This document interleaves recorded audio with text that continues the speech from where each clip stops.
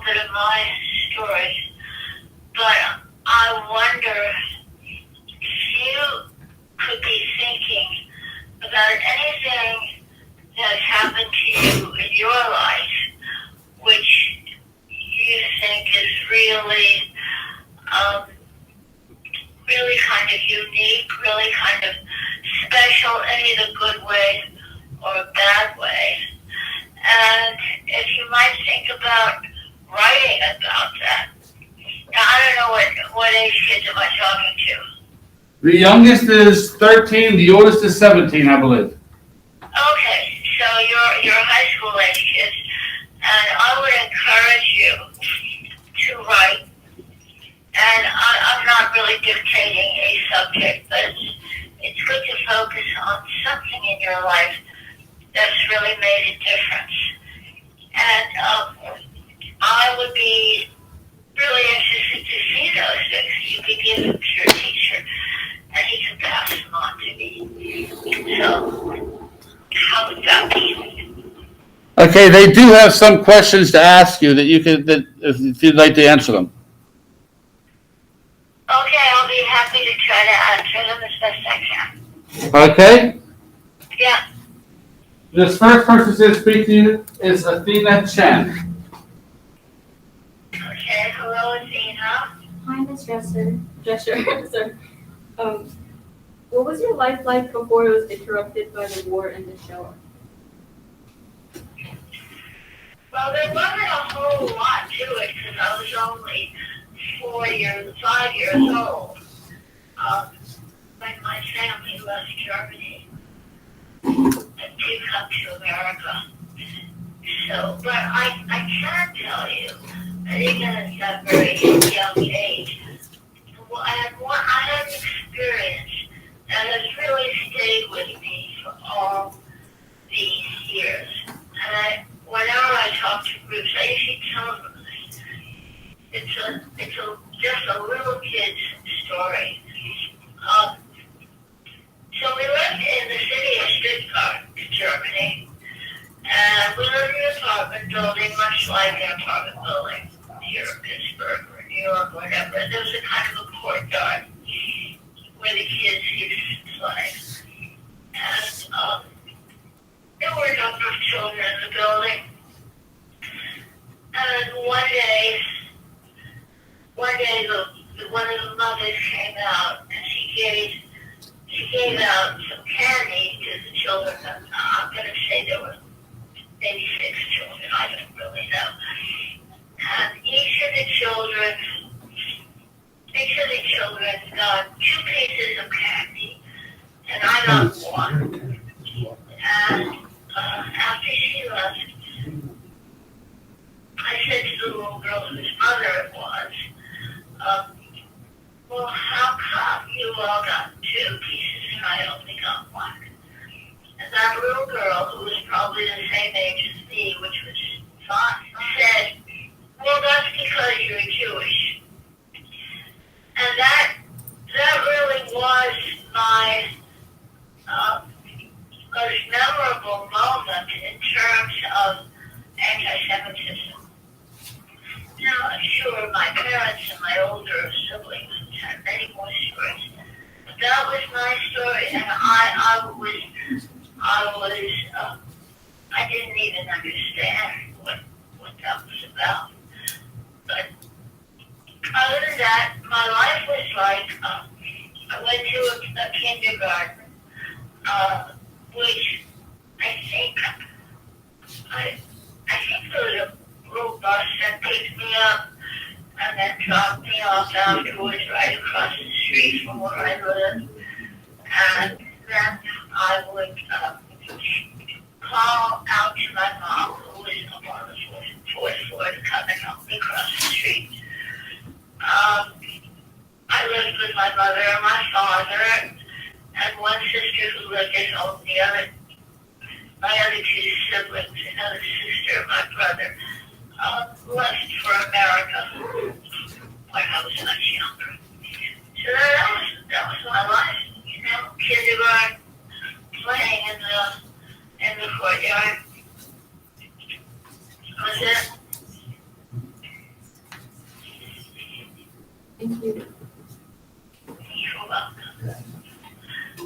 right, Amelia? All right, our second question is from Amelia Landis. She's an 8th grader. Yeah. Okay, Amelia, what would you like to ask me? What were you like when you were a teenager after the war? Oh, that's a very good question because that was a very important thing to me. I was 5 years old when we came to America, when the war was still going on.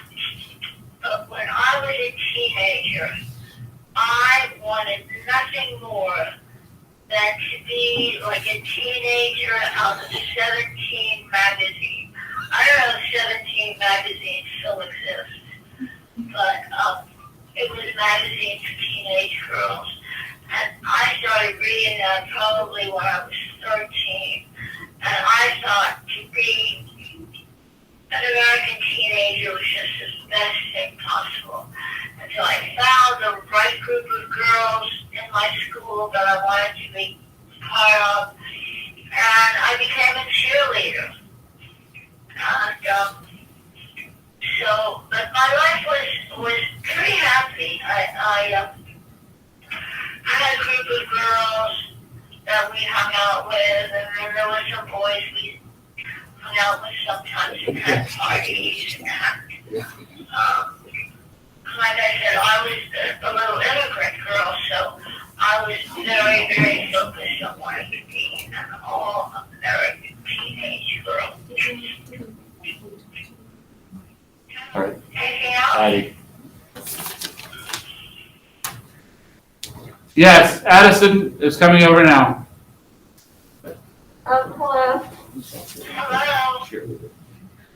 Hello. So how did the war change you? Well, that's really a hard question to me because when the war started, I was really only about 6 years old. So I wasn't particularly well formed. So I think the person I became really started after the war. But I will say this, I'm sure it did have an effect on me. My whole family was uprooted. We had to leave our home. We took a ship across the ocean from Holland to New York, and that was a pretty memorable experience. I don't know that it changed me, but it really impressed me, and I did realize that having that experience of having escaped from Germany made me a little different from other kids my age. And I think that's why I was so kind of motivated to just become as American as I could possibly be. And, just become the all-American teenager, which I pretty much achieved that. I think also it changed me that I had that was a very sobering experience. So my sister and my mother and father and I had to leave our home and start in a new country, a new city. So I think it gave me, how shall I say, a little more depth that the average teenager might have had in terms of the possibility of the kinds of things that could happen to you. Maybe it made me more sensitive to people suffering, even though I didn't personally suffer a great deal, but certainly had sort of a shattering experience. And I like to think it made me a little bit more sympathetic to the difficulties of other people's lives. Thank you for that. Just to follow up on that question, I was going to ask you, What do you think your life would, what do you think you would have done with your life if the war had never happened in Germany? Well, that's a really good question. Well, if the war had never happened, then I the war is about survival. I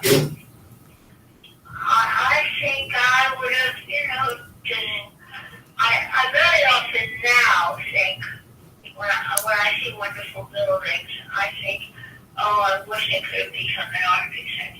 So maybe if things had been stable, maybe I would have been an architect. We have another student walking over now. Hi, I'm Elena. What was stolen from you and your family during the Shoah? Well, my family got completely uprooted. My father had a butcher store, and we lived, a nice, comfortable life.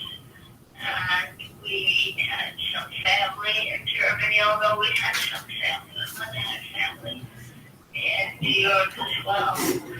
But as best as I can imagine, because I was only 5 years old, it must have been very, very difficult for them.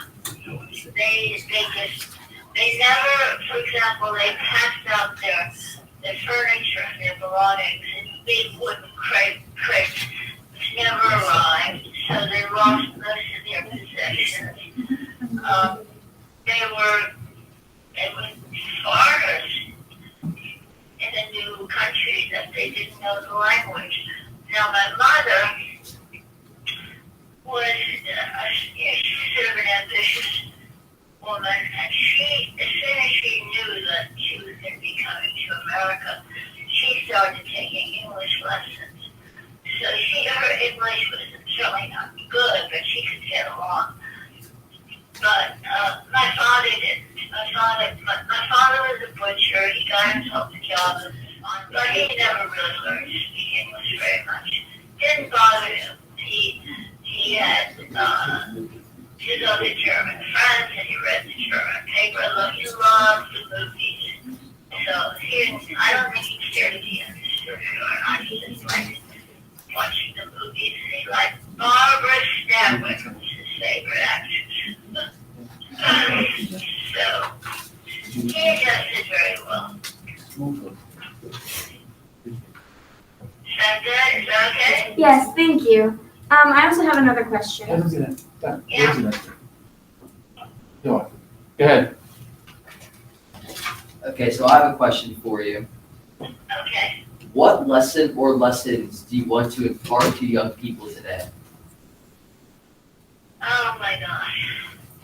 You know what? The first thing that comes to my mind is be grateful to live in a society where you can feel free and not worried about whether someone's going to come and knock on your door in the middle of the night, and not worried about having to your family pack up their belongings and move to another country, and to just be grateful. I often say one of my favorite words in the language is gratitude, and I use that word now in answer to your question, is have gratitude for what you have, and even though you may not have everything you want, and appreciate all that is good in your life and be grateful for it. Thank you very much. Go ahead, Dan. Hello, I would just like to ask you, so the Holocaust Center of Pittsburgh has been around for around 40 years now. How has the Holocaust Center been a part of your life? Well, I've been involved with its development over the years. I think I've contributed to certain programs, and I've probably written some things. It's been a part of my life because it's made me very happy that the rest of the world is being educated about this incredibly horrible period, and that people come to the programs from the Holocaust Center, and I try to stay as involved with what their programming as I can be.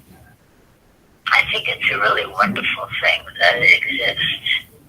Have you been there? Have you been to the Holocaust Center? No, I have not. Is that something that you think your class might do?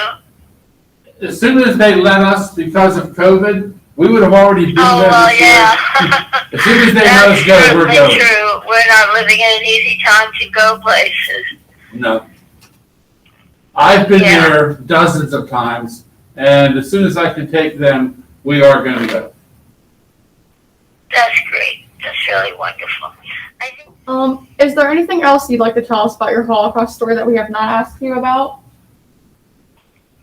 in light of the fact of how young I was, there wasn't a whole lot from the time that I was in Germany. But when I came, I felt that the experience of being an outsider, and I still remember that, and I think that's what led me to working very hard, to being accepted, to being an all-American cheerleader.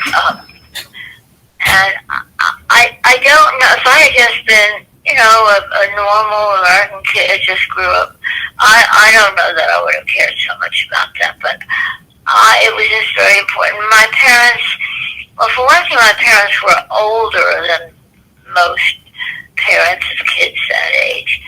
And my father, for example, he could hardly speak English at all. My mother did. She learned English pretty well.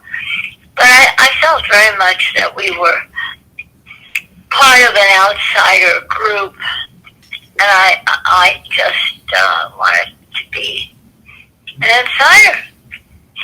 So I'm not sure if that answers your question. Okay, we have one more question for sure, Ms. Drescher, and that's this interview is going to be part of this year's Yom HaShoah presentation in April, and through the Holocaust Center. So one of our students has a question about Yom HaShoah for you. Hi, I'm Kevin Hutchinson.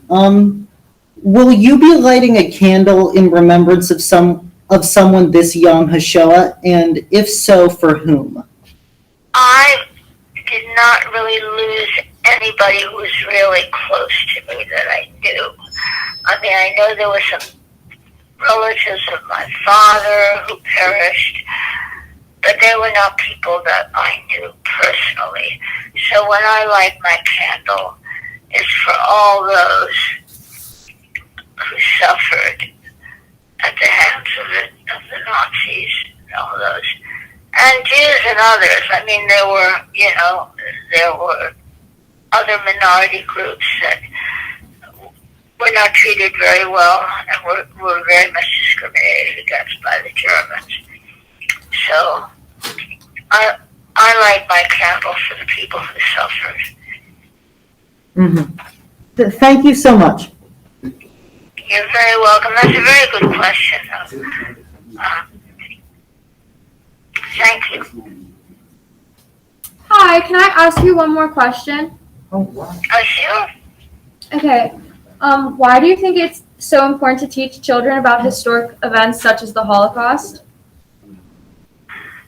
It may seem really far away for you guys because you're still teenagers, but for those of us who were adults, it was really a part of, I mean, at least for someone like me who actually escaped that horror and as a child, and there are still a significant number of people, I have no idea what the numbers are, who are living today, and many in the United States, many are in other parts of the world, and I think just to what's the word I want? To never forget the horrors that have happened in the history of mankind. And if we remember those things, the hope is that we will not repeat them. So when things come up and we are unfortunately witness to governments being cruel, then that makes us more sensitive, caring people. And I think the Shoah was one such time, but there were certainly many others. Okay, Does thank that you. answer your question? Yes, thank you. Thank you. Thank you very much, Ms. Drescher. Thank you for your time, and thank you for sharing with our students.